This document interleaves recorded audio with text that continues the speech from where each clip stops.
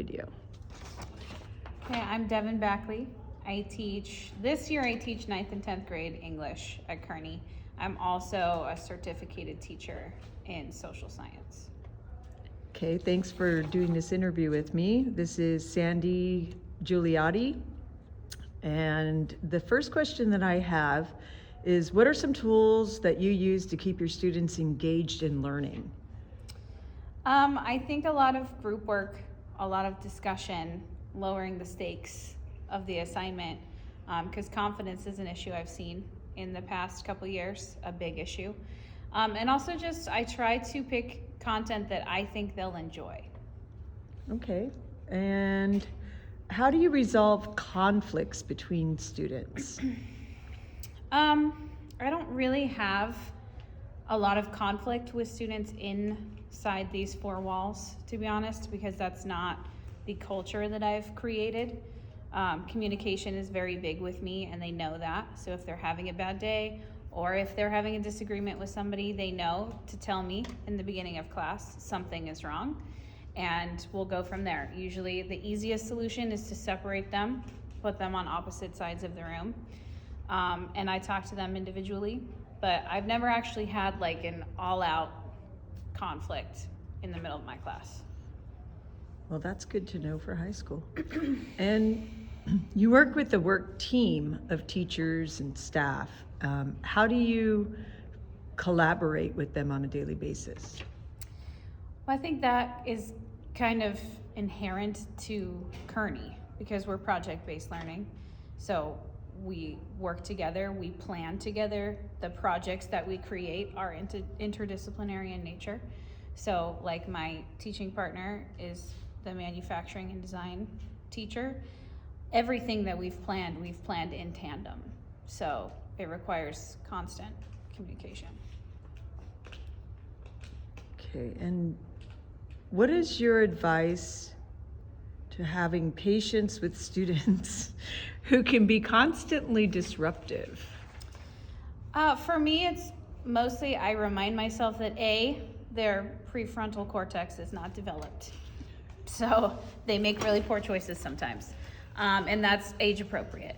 And also, depending on the district you're working in, there's a lot of trauma that these kids are bringing to the table. And so I try and remember that. I don't know the backstory of every student, but kids act the way they act for a reason. And it's almost never anything that has to do with me. So that helps. Okay. This is probably one of my favorite questions. What are some ways that you keep the students motivated? I think, again, going back to relevance, they like making connections between what they're learning here and something that's applicable in real life. Motivation is hard, and I tell them all the time, I can lead them to the water, but I can't make them drink, ultimately. Every kid is going to be different, what motivates them. Sometimes I'll play around on PowerSchool and show them, like, if you just revised this essay, if you redid this quiz, this is what your grade would be, and sometimes that's enough. So it's kind of case by case. Okay. And in what ways do you adapt learning strategies for students with an IEP? Again, it's going to be case by case. It depends on what's stated as accommodations in their IEP. Speaking really generally, pairing them with heterogeneous grouping, more knowledgeable others at their table that can help support them. I scaffold everything a lot, especially writing. There's all kinds of organizers that I create to ease them into the writing process. Modified tests, shortened tests, longer time for tests, just depends. Okay. And then what are some of the ways that you monitor your students' learning? To elaborate a little bit more on this, I mean throughout the day. Like, let's say during one class, you have a really good idea of something to teach and you see that they're just not grasping it, and then you recognize that you might need to modify just a little bit to get that point through. What are some of the things that you look for and ways that you modify? I mean, I was just like, as after I've introduced an assignment, as I'm walking by the students and seeing their work or lack thereof, talking with them, if I notice a pattern, if like the vast majority of the class is not getting it, then I take that as a me issue.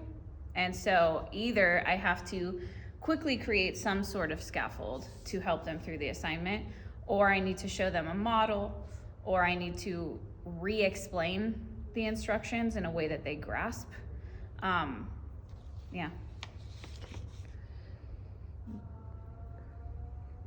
And then how do you adjust your instruction to maintain a positive class climate, meaning just overall?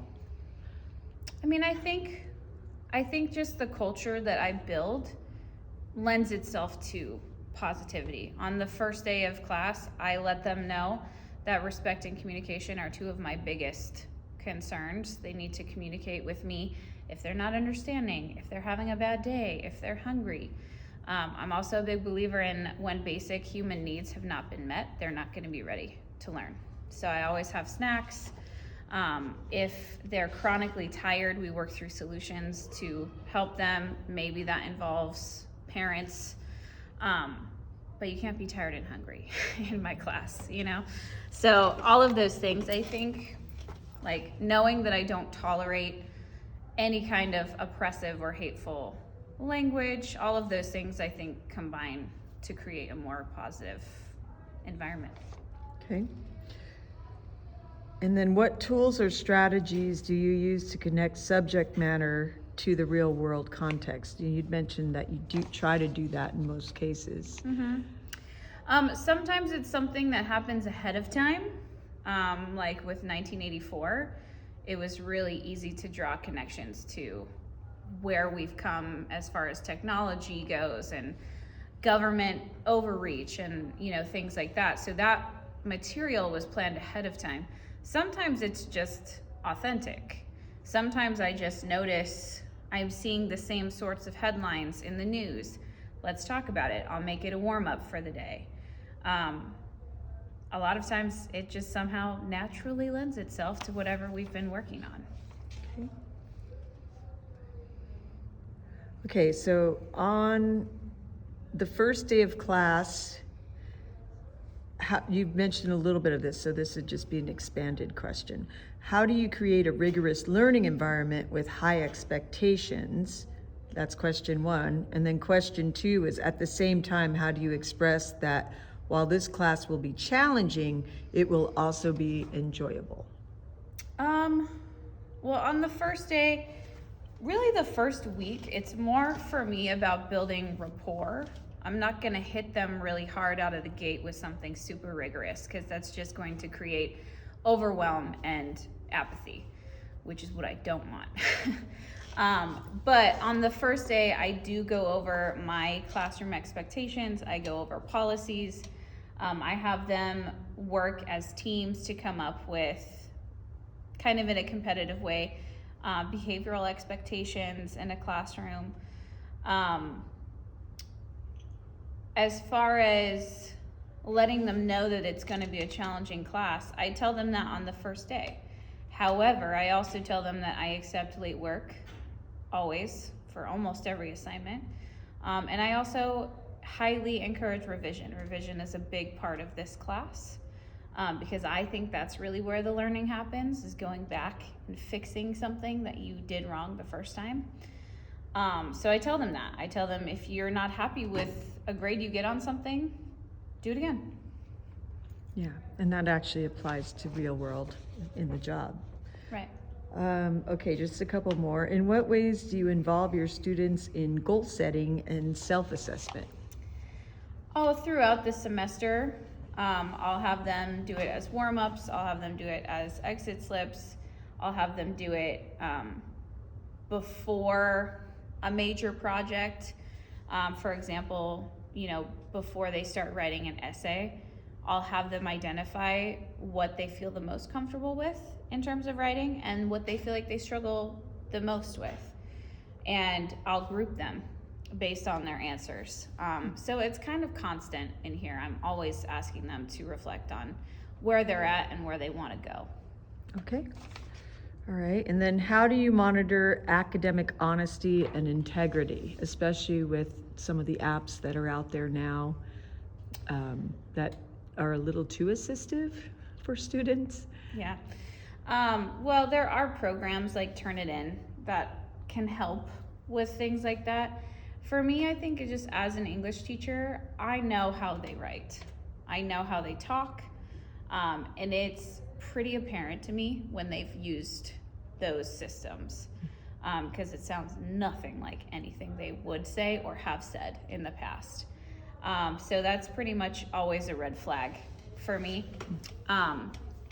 It's just, I don't know, it's easy to catch because their writing is like a fingerprint. It's unique to each of them. Okay. In what ways do you yourself maintain excellence in your field through lifelong learning? There's always opportunities provided through the school, like especially Kearney. I think more than any other school site I've worked with, there's lots of professional development that we're doing. There's lots of grade level meetings that we're doing. So in that way, I mean, that's at least once or twice a month that we're getting together to go over data, analyze different aspects of our classes, try and integrate interdisciplinary work. Because I teach 9th and 10th grade English, it's also an ethnic studies credit. So I've taken plenty of classes on how best to incorporate that kind of curriculum. I like school. I like classes. That's why I'm a teacher.